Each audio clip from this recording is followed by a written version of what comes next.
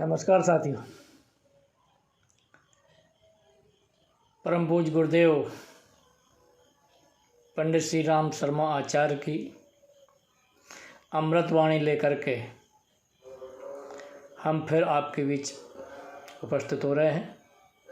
हम राजेंद्र प्रसाद शर्मा, सदस्य गायत्री परिवार कन्नौत। परम पूज्य गुरुदेव ने युग निर्माण योजना चलाई और लक्ष्य रखा मनुष्य में देवत्व का उदय और धरती पर स्वर्ग का अवतरण। उसके लिए 7 आंदोलनों में से 7 सूत्री कार्यक्रम हमको दिया और हम सभी बड़े सौभाग्यशाली हैं कि हम ऐसे समय में आए जब परम पूज्य गुरुदेव का आशीर्वाद, मार्गदर्शन हम सब लोगों को प्रत्यक्ष और अप्रत्यक्ष रूप से मिल रहा है। उन 7 आंदोलनों में से एक आंदोलन है स्वास्थ्य आंदोलन। निश्चित रूप से स्वस्थ शरीर में ही स्वस्थ मन का निवास करता है। परम पूज्य गुरुदेव ने कहा है कि हमारी जो बीमारियां हैं उनमें से 90% बीमारियां मानसिक हैं, केवल 10% बीमारियां ही शारीरिक हैं। और वो चाहते थे कि उनके शिष्य, उनके बेटे बेटियां अच्छा जीवन जिएं। इसलिए परम पूज्य गुरुदेव ने इतना विपुल साहित्य लिखा, 3200 पुस्तकों का इतना बड़ा साहित्य हमको लिख करके दे गए कि जिसको हम एक जन्म में तो पढ़ नहीं सकते। तो स्वास्थ्य आंदोलन में स्वास्थ्य संवर्धन के लिए परम पूज्य गुरुदेव के द्वारा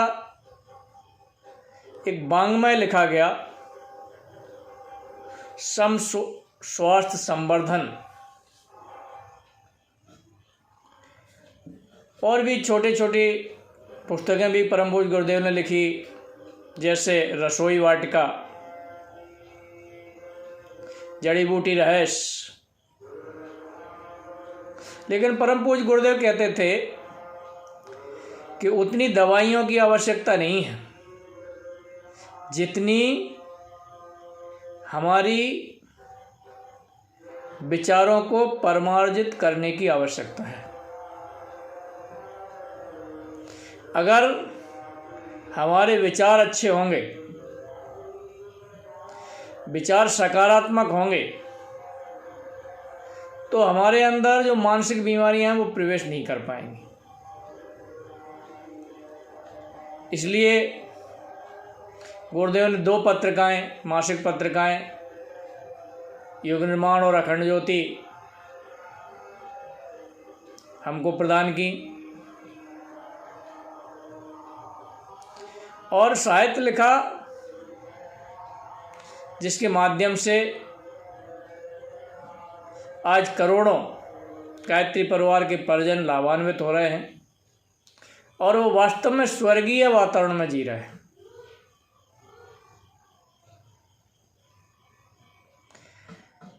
अब अगर कहीं छोटी मोटी बीमारी होती है तो उसके लिए गुरुदेव ने बहुत से नुस्खे अपने वाङ्मय में लिखे हैं। उनमें से कुछ ऐसे नुस्खे हैं जिनको हमने स्वयं ने करके देखा है। आज हम उसकी चर्चा करने आपसे जा रहे हैं।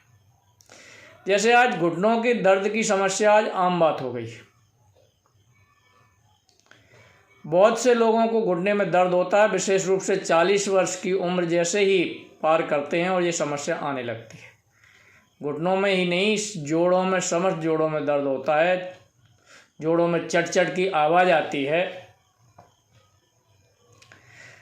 तो एक ऐसी सरल जड़ी बूटी जो हमारे सबके आसपास है, उसका नाम है बबूल, जिसको आयुर्वेद में कीकर बोलते हैं। बबूल की जो फली है उसको छाया में सुखा करके उसका चूर्ण बना लें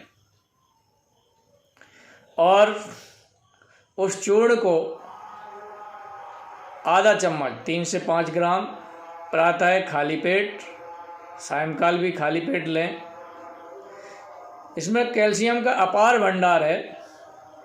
बहुत जल्दी हमारे घुटनों के चिकनाहट को वापस करेगा, जोड़ों के चिकनाहट को वापस करेगा। और आज एलोपैथी के पास एक ही उपाय बचता है, ऑपरेशन। और जब ऑपरेशन हमारे परिजन करा लेते हैं तो फिर बड़ी कष्टमय ज़िंदगी जीते हैं। तो आप इसका उपयोग करिए, निश्चित रूप से आपको बहुत अच्छा लाभ मिलेगा। दूसरी, आज खान पान दूषित होने के कारण, बाहर का खाना खाने के कारण, तले गले खाने के कारण पेट में कब्जियत की समस्या हो गई है, जिससे लोगों को बवासीर की तकलीफ बहुत होने लग गई है। बहुत ही सरल, हर जगह उपलब्ध होने वाली एक जड़ी बूटी है जिसका नाम है नागदौन।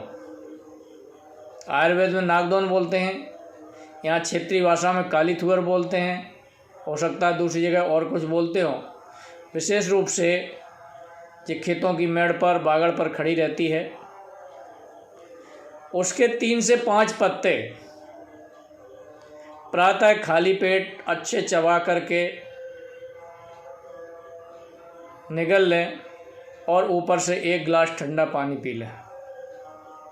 शुरुआत में पहले दिन हो सकता है उससे दस्त लगें, दूसरे दिन भी लग सकते हैं, कुछ घबराहट भी हो सकती है, लेकिन कैसा भी बवासीर हो, कितना भी खून आता हो, ये आपको 4 से 5 दिन में ठीक कर देगा।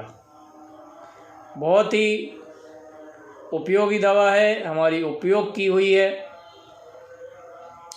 दांतों की समस्या आम है, हमारे दांतों में भी वो समस्या हुई। हमारे एक अभिन्न मित्र हैं जिन्होंने कहा कि आपके दांत पर परत जम रही है, गंदे हो रहे हैं, चलो मैं इनकी सफाई कर देता हूँ।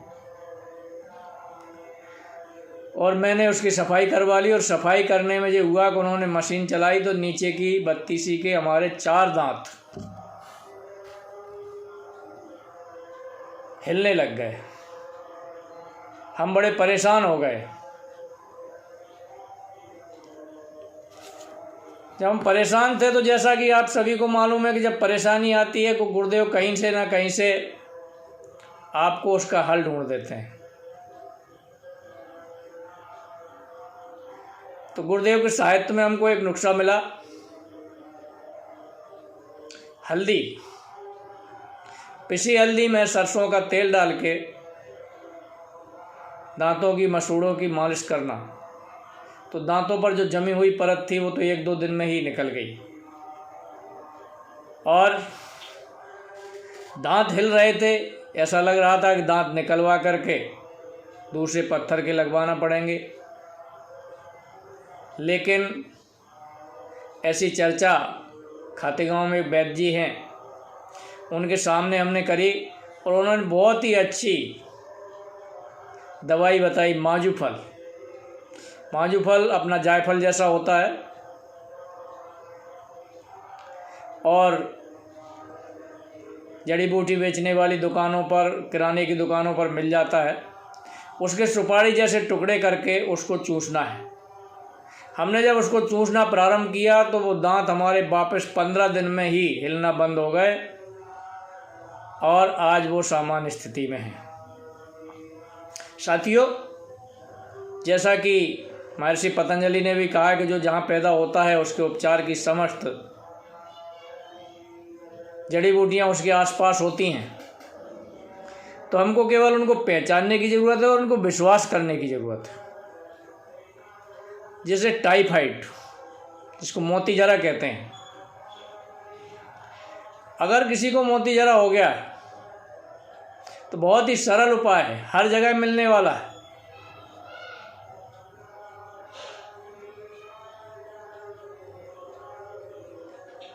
कहीं भी किराने की दुकान पर आपको अंजीर मिल जाएंगे, मुनक्का मिल जाएगा, और खूब कला के दाने। खूब कला सरसों, छोटी बारीक सरसों राई जैसा होता है। बुखार में भी बहुत अच्छा कार्य करता है। अगर किसी को बुखार आ रहा है तो उसको 1 चम्मच खूब कला के दाने 1 गिलास पानी में उबालने के लिए रख दें, उसका काढ़ा बनाएं। जब आधा रह जाए, आधा गिलास, तब उसको पिला दें और चादर ओढ़ के सुला दें। पसीना, तेज़ पसीना आएगा, उसके बाद बुखार चला जाएगा। अगर 2-3 दिन लगातार ले लेते हैं तो लंबे समय तक बुखार नहीं आएगा। और टाइफाइड के लिए रात में 1 चम्मच खूब कला, 4-5 अंजीर, 10-12 मुनक्का भिगोने डाल दो। सवेरे उसी पानी में उसको पीस लो। उसकी चटनी दिन में 2-3 बार खाइए। 3 दिन से 4 दिन के अंदर आपका टाइफाइड ख़त्म हो जाएगा। कैल्शियम की कमी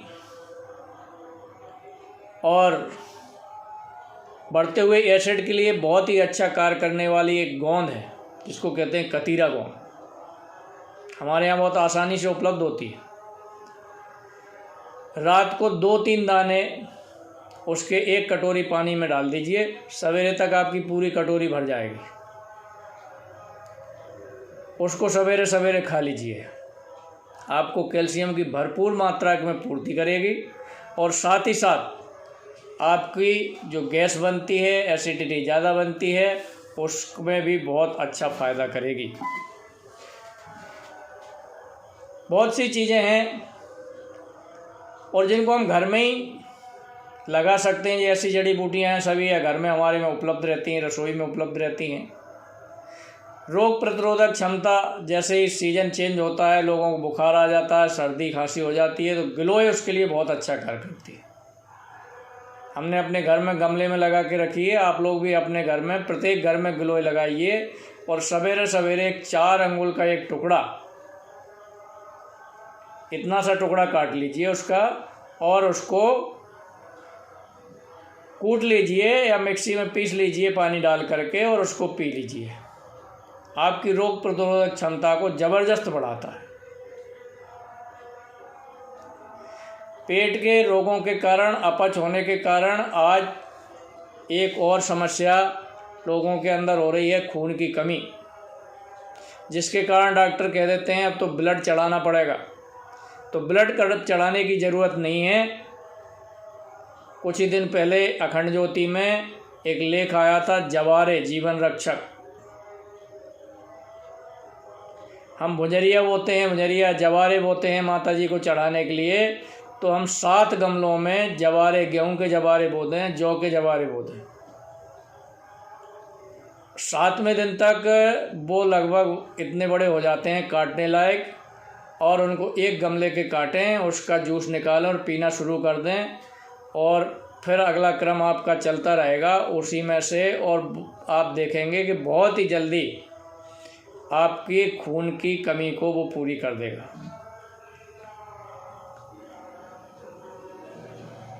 ब्लड प्रेशर की आज आम समस्या हो रही है।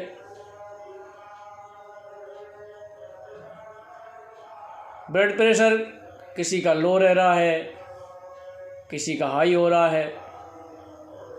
उसके लिए बहुत ही अच्छी औषधि आपके घरों में, सभी के घरों में है। सब्जी के रूप में हम लौकी बहुत खाते हैं। मित्रों, लौकी लीजिए और एक लौकी के टुकड़े करके उसको मिक्सर में डालिए। उसमें करीब 15-20 पत्ते तुलसी के, अगर पुदीना मिल सके तो 15-20 पत्ते पुदीना के, और कुछ सेंधा या काला नमक डाल लीजिए। उसका जूस निकालिए, उस जूस को पीजिए। आपका बहुत जल्दी एसिड कम होगा, क्योंकि ये बहुत अधिक क्षारी होता है, और बहुत जल्दी ब्लड प्रेशर भी नॉर्मल होगा। तो बहुत सी चीज़ें हैं जो की जा सकती हैं, लेकिन सभी का यहाँ पर वीडियो के माध्यम से बताया जाना संभव नहीं है। इसलिए आप लोग परम पूज्य गुरुदेव का साहित्य पढ़ना प्रारंभ कीजिए। इसी महीने में नींबू के औषधि गुणों के बारे में युग निर्माण योजना पत्रिका में जुलाई माह में बहुत अच्छा लेख है। हर माह स्वास्थ्य से संबंधित एक लेख युग निर्माण में अखंड ज्योति में आता है। तो आप सभी से ये निवेदन है कि हम चाहते हैं हमारा राष्ट्र सशक्त बने, हमारा परिवार सशक्त बने, हम अच्छे से जिएं। तो अच्छे से जीने के लिए हमारा मानसिक और शारीरिक दोनों स्वास्थ्य ठीक होना अति आवश्यक है। आज हमारी दिनचर्या बिगड़ रही है।